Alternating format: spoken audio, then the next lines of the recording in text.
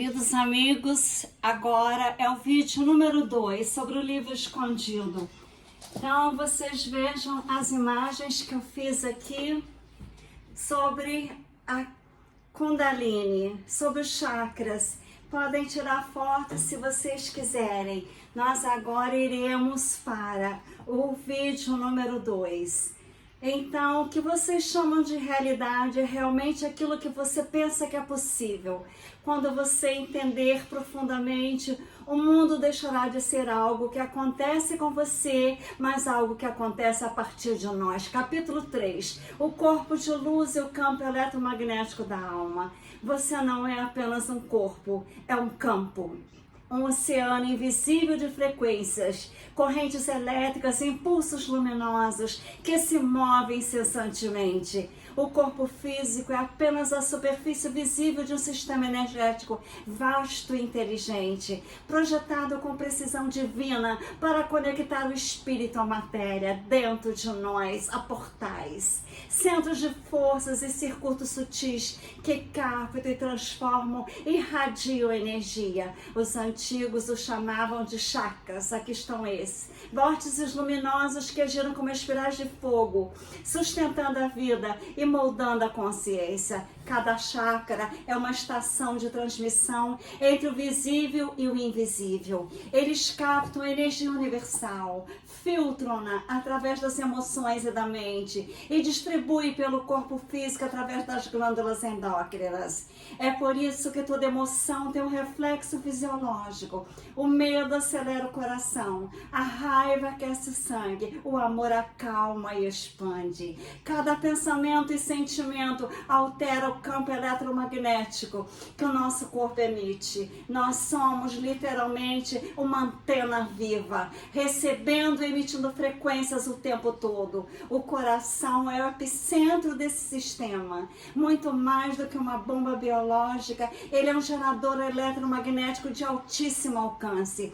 Estudos científicos já mostraram que o campo do coração é cerca de 5.000 vezes mais poderoso do que do cérebro. Ele pulsa para além do corpo, criando uma esfera energética que interage com o ambiente e com outras pessoas. Quando você sente amor, compaixão ou gratidão, o ritmo cardíaco se torna coerente. E essa coerência gera ordem no caos vibracional ao redor. Essa harmonia magnética é capaz de sincronizar até outros corações próximos, criando ressonância emocional entre seres humanos. Você pode estar distante de uma pessoa que você ama, mas o coração te conecta com ela. A coerência é o contato, de que emoção e mente dançam no mesmo ritmo. É o ponto em que o pensamento deixa de lutar contra os sentimentos. O corpo inteiro entra em alinhamento com o espírito. Você está nesse estado, o sistema nervoso se reorganiza. O DNA responde e o campo energético se expande. As ondas cerebrais tornam-se mais harmônicas. O coração pulsa em padrões de ouro. E o corpo físico entra em estado de autorreparo. E o que os místicos chamavam de corpo de luz é, na verdade, a rede energética que brilha com mais intensidade quando há coerência emocional e clareza mental. O corpo de luz não é uma metáfora, é uma estrutura real, composta por camadas vibracionais. A primeira é o corpo etérico, o áudio energético do corpo físico.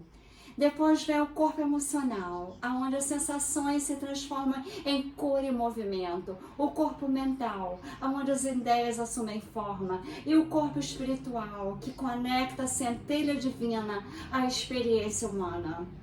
Esses corpos interpenetram-se como luzes sobrepostas e cada um deles responde a um tipo específico de vibrações. Quando um desses níveis se desequilibra, o fluxo energético se interrompe e o corpo físico sente o impacto.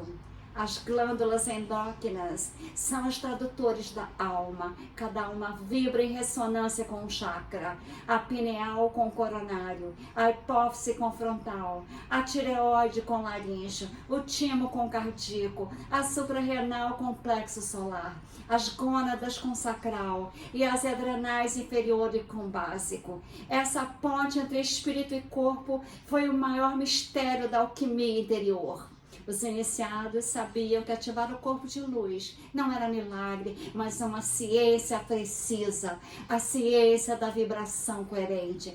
Quando o chakra cardíaco se expande, ele magnetiza o campo inteiro. O coração começa a enviar sinais rítmicos ao cérebro e o cérebro, em resposta, harmoniza todo o corpo. É assim que a coerência emocional cria ordem no caos vibracional. O medo desorganiza, o amor organiza, o ódio fragmenta, a compaixão integra, o ressentimento fecha o campo, a gratidão expande.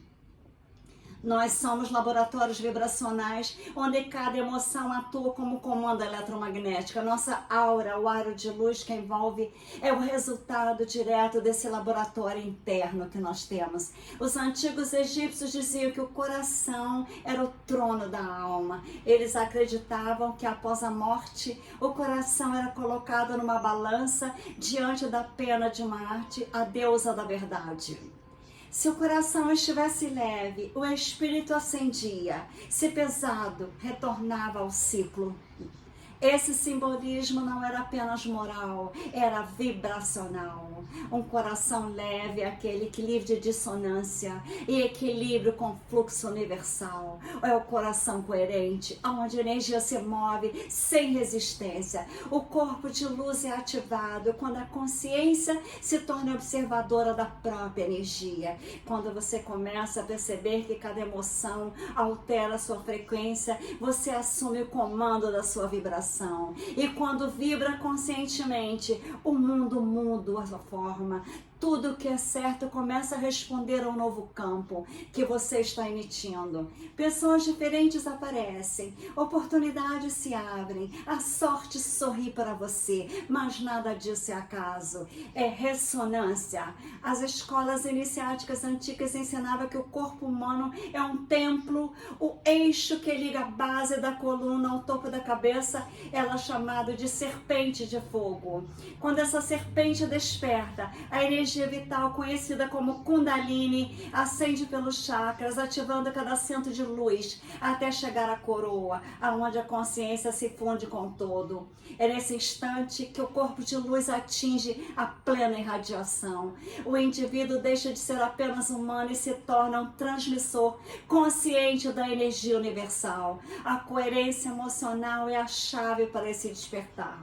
Não se trata de reprimir emoções negativas, mas de integrá-las. O medo, quando compreendido, se transforma em coragem. A raiva, quando purificada, vira poder.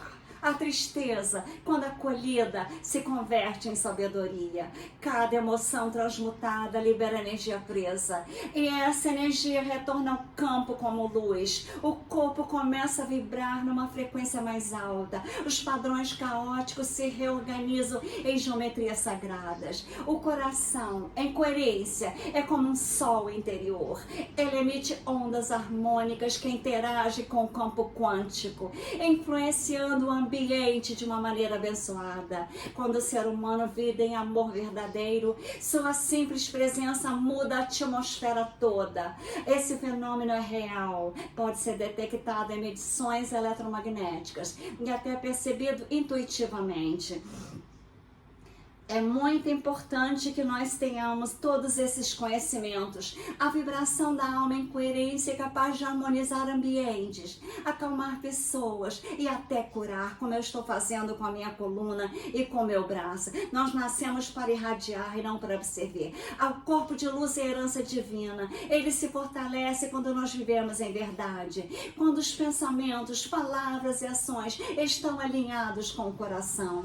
Nesse estado, a nossa energia energia se torna autossustentável, autocurável. Nós não nos desgastamos com o mundo, nós os alimentamos com a nossa presença. E quanto mais coerente for a nossa vibração, mais o universo reconhecerá nós como ponto de ordem dentro do caos. Nos próximos capítulos, você aprenderá a direcionar esse campo, a moldar a energia não apenas dentro de si, mas também ao redor de nós. Para compreender o corpo de luz é o primeiro passo. Dominá-lo conscientemente é tornar-se um canal vivo da mente universal. Capítulo 4. A ciência oculta da vontade. A vontade é o poder silencioso que move universos. É a força invisível que desperta estrelas, molda montanhas e transforma pensamentos em mundos.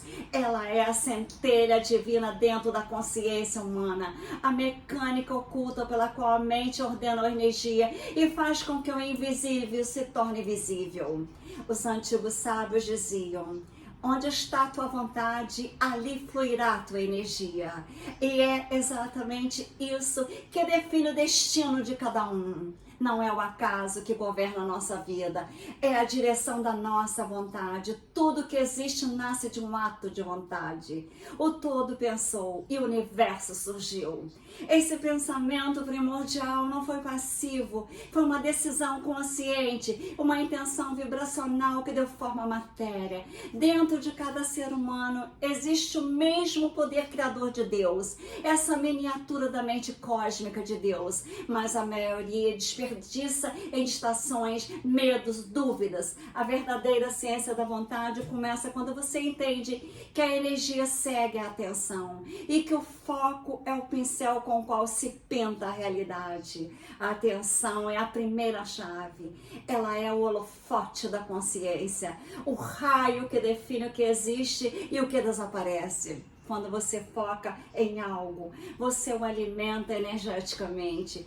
Porque você ignora, definha e se dissolve. É por isso que os mestres antigos cultivavam o silêncio para disciplinar o olhar interno, para aprender a dirigir o foco sem se perder nas sombras do mundo exterior.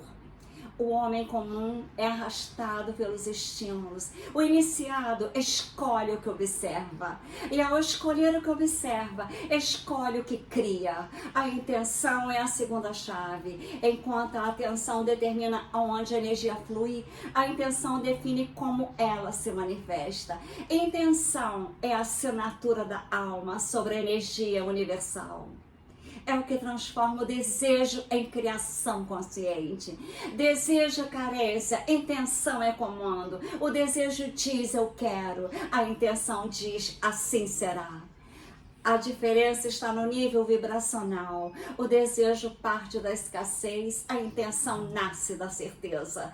Por isso, o universo não responde à vontade fraca, hesitante, contaminada pelo medo. Ele responde à vibração firme, convicta e alinhada ao coração. O terceiro elemento é a visualização. Ela é o idioma da mente universal. Cada imagem que você sustenta com emoção cria molde no campo quântico. A energia viva se organiza ao redor das imagens, como ferro sendo atraído por um ímã. Visualizar não é fantasiar, é ensaiar a realidade em frequência vibracional. Quando a mente acredita que algo já é real, o corpo responde e o campo magnético começa a vibrar em ressonância com a nova imagem. Assim, o que está dentro se projeta para fora. A ciência oculta da vontade une os três elementos: atenção, intenção e visualização em uma única fórmula de poder. O pensamento foca, a emoção carrega, a vontade comanda e cria. Juntos, eles formam o triângulo da criação mental. Essa é a mecânica divina da mente, um processo preciso, não místico no sentido supersticioso, mas sagrado na exatidão.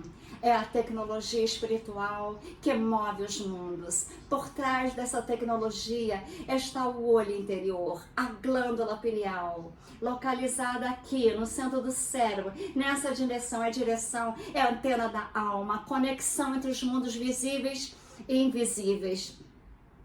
É a nossa antena para receber mensagens de Deus. Então, os antigos egípcios a chamavam de olho de Horus, os hindus de Ajnas, o sexto chakra. Em muitas culturas, ela é vista como a sede da visão espiritual. A pineal capta vibrações sutis, traduzindo-as num pulsos elétricos que o cérebro pode compreender. É o radar da consciência multidimensional. A pineal é coberta por cristais de apatita, que reage a campos eletromagnéticos. Ela é sensível à luz. Mesmo no interior do crânio, ela produz substâncias como a melatonina e DNT, compostos que alteram a percepção e abrem portas entre dimensões. Quando ativada, a pineal permite enxergar além dos 5 sentidos. É como se o véu entre o físico e o etéreo se tornasse transparente. A mente começa a perceber realidades paralelas, intuições profundas, sincronicidades e símbolos que antes passavam despercebidos. Mas a pineal é apenas um instrumento. O maestro é a vontade. Sem direção consciente, o olho interior se torna um espelho turvo, refletindo medos e ilusões. É por isso que o treinamento da vontade é essencial. A mente indisciplinada é como um laser desregulado, dispersa energia, mas não penetra na matéria. A mente treinada é um fecho coeso, atravessa o invisível, imprime sua forma na criação.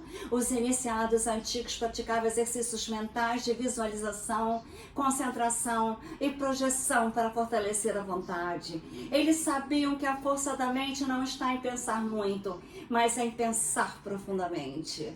Um pensamento sustentado com foco absoluto vale mais do que 1000 ideias dispersas. Quando a atenção é mantida sem flutuação, a mente entra em estado de unipontualidade, o ponto zero da criação, onde a vontade e a energia se tornam uma só coisa. Neste ponto, o impossível se dissolve. A vontade verdadeira não é tensa nem forçada. É silenciosa, magnética como a gravidade.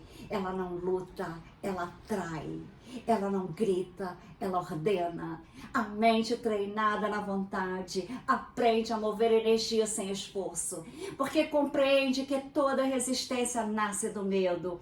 A força que move universos não é agressiva, é estável. Ela é o campo quântico em estado de coerência.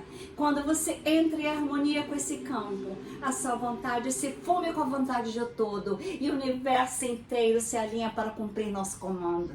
Os magos chamavam esse estado de vontade pura. Ela não busca proveito pessoal. Expressa o fluxo da consciência divina. Quando o ser humano atua nesse estado, as suas palavras se tornam vibrações criadoras. Um simples pensamento pode alterar eventos, inspirar pessoas, mover circunstâncias distantes. Não por manipulação, mas por ressonância. A energia flui aonde há clareza. A clareza é o produto da vontade purificada. Purificar a vontade é remover dela o ruído do ego. É transformar eu quero em que se faça através de mim. Quando a vontade se torna canal e não obstáculo, o poder do todo flui livremente. A diferença entre magia e sabedoria. O mago comum busca controlar a energia. O sábio aprende a ser conduzido pela energia. A verdadeira vontade não impõe, ela colabora com o ritmo cósmico. A pineal é o sensor desse alinhamento. Quando você age em coerência com a vontade superior, ela se ativa naturalmente e suas secreções químicas equilibram o corpo todo. O sistema nervoso se acalma e uma percepção expandida desperta. Você começa a enxergar o mundo com olhos de energia. Vê intenções, percebe vibrações, sente antes que algo aconteça. E a intuição se torna a linguagem natural. A ciência moderna ainda engatinha na compreensão dessa mecânica, mas já admite o poder da mente sobre a matéria. O efeito placebo, os estudos sobre intenção em plantas, a influência da observação em partículas subatômicas, todos apontam para o mesmo princípio: a consciência molda a realidade. O que falta à ciência é a coragem de admitir que a mente é a base do cosmos. O que falta à humanidade é lembrar que ela sempre soube disso. Dominar a vontade é dominar o destino. Esse domínio começa pela disciplina vibracional. Observar o que se pensa, o que se sente, o que se imagina. Cada imagem mental é um comando energético. Cada emoção é uma senha de ativação. A realidade não acontece, ela obedece. E a vontade é o código de acesso. Experimente agora, enquanto ouve essas palavras, direcionar sua atenção para o centro da testa. Expire fundo. Imagine uma luz azul pulsando suavemente dentro da cabeça, no ponto entre as sobrancelhas. Sinta vibrar. Viva, consciente. Agora imagine que essa luz se expande para dentro, tocando o coração, o abdômen, as mãos. Percebam como o corpo inteiro responde. A energia se move porque você decidiu que ela se movesse. Isso é vontade em ação. Isso é ciência espiritual. Os antigos textos herméticos diziam: a vontade é o motor do universo. O pensamento é o timão. O amor é o combustível. Sem amor, a vontade se corrompe em dominação. Sem pensamento, ela se dispersa. Mas unidas, as três forças tornam o ser humano uma ponte entre mundos. A vontade direciona, o pensamento guia, o amor da vida. Essa é a tríade da criação divina. A mente tem que saber que você tem o poder de Deus dentro de você. Nós somos deuses em ação. Nós somos um altar. A atenção é a chama. A vontade é o sacerdote que oferece o sacrifício da dúvida para que a fé renasça. Quando você compreende isso, descobre que não há separação entre o que imagina e o que vive. A realidade é maleável como o vento, a vontade é o sopro que define a sua direção. O olho interior não precisa ver o futuro, ele cria o futuro. A pineal, quando desperta, projeta imagens no campo quântico como um projetor holográfico e o universo as reflete de volta. Tudo que você experimenta é o retorno da energia moldada pela própria vontade. Você, como eu, nós somos escultores, o observador e o fenômeno. Nos tempos antigos, os sacerdotes egípcios ensinavam que o verdadeiro poder não era lançar raios nem mover objetos, mas mover o invisível. Aquele que move o visível, diziam, moverá todas as coisas. É isso que a ciência oculta da vontade ensina. A manipular o fluxo sutil da energia através da consciência. Não há milagres, há leis. E quem compreende as leis se torna senhor delas. Agora você sabe, a energia segue o foco. O foco é guiado pela intenção. A intenção se materializa pela visualização. E o motor que atinge tudo isso é a vontade. A centelha divina em ação. Guarde essa verdade no centro da tua mente. Tudo que você sustenta com vontade inabalável se torna inevitável. Os próximos capítulos você aprenderá a aplicar este poder com precisão. Não apenas para transformar o próprio campo energético, mas para influenciar o tecido da realidade em si. Porque a vontade, quando desperta, não é apenas uma força interior. Ela é o próprio sopro do Criador, manifestando-se através de nós. Capítulo 5. O fluxo da realidade e o efeito observador. A realidade não é sólida, ela é líquida, potável, moldável. Ela se comporta como um rio de possibilidades que flui em direção infinitas. respondendo silenciosamente à vibração de você que observa. Cada pensamento é uma pedra lançada nesse rio, cada emoção uma corrente que mova o curso. O que os antigos chamavam de milagre, os cientistas modernos chamam de efeito do observador. São, na verdade, faces da mesma lei universal. A consciência cria o evento. No nível quântico, onde a matéria se dissolve por energia, as leis conhecidas deixam de existir. O elétron pode estar em 2 lugares ao mesmo tempo. Uma partícula pode se comportar como onda e nada acontece até que alguém observa. Antes da observação, tudo é apenas potencial. Esse estado de infinitas possibilidades é que os físicos chamam de função de onda. Ela representa todos os caminhos que a realidade poderia seguir. Mas quando o observador dirige a atenção para um desses caminhos, a função de onda colapsa e apenas uma possibilidade se torna real. Isso significa que o simples ato de observar altera o resultado. E aqui está a verdade que une a ciência moderna ao hermetismo ancestral. O observador não é separado do fenômeno, ele é parte essencial.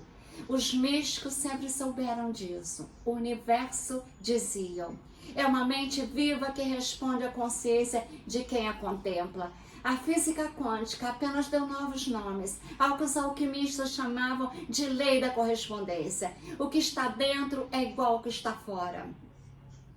O fluxo da realidade é um mar de vibrações e você é o timoneiro. Cada emoção, cada pensamento ou intenção que você projeta age como um campo magnético, atraindo probabilidades compatíveis. A vida que você vive agora é o reflexo mais coerente com a frequência que você sustentou até esse momento.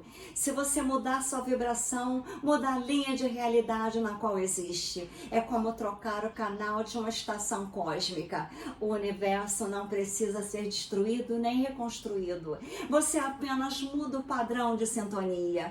Mas para dominar o fluxo, é preciso compreender a neutralidade. A energia responde ao equilíbrio e não à ansiedade. Quando a mente deseja demais, cria tensão. A tensão bloqueia o fluxo. A vontade forçada empurra a realidade. A consciência centrada a convida.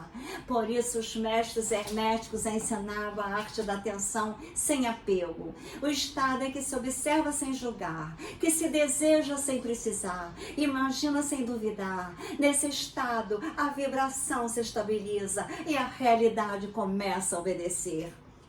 Nós somos seres de grande amor e poder. Imagine o universo como um oceano quântico. As suas ondas são possibilidades infinitas. O observador é o mergulhador. Quando o mergulhador entra em pânico, a água o arrasta.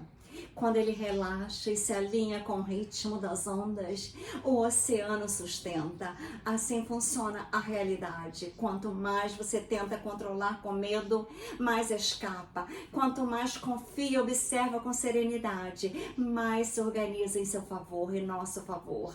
O poder está na neutralidade. A neutralidade não é indiferença, é consciência elevada. É o ponto em que o coração está livre do peso da dualidade.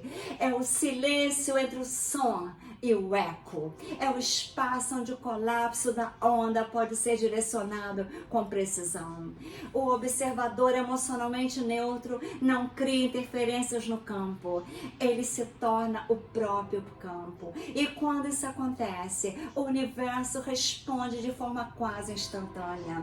A ciência ainda tenta explicar por que a observação altera partículas, mas o hermetismo sempre soube. O ato de observar é o ato de criar. A atenção é energia pura.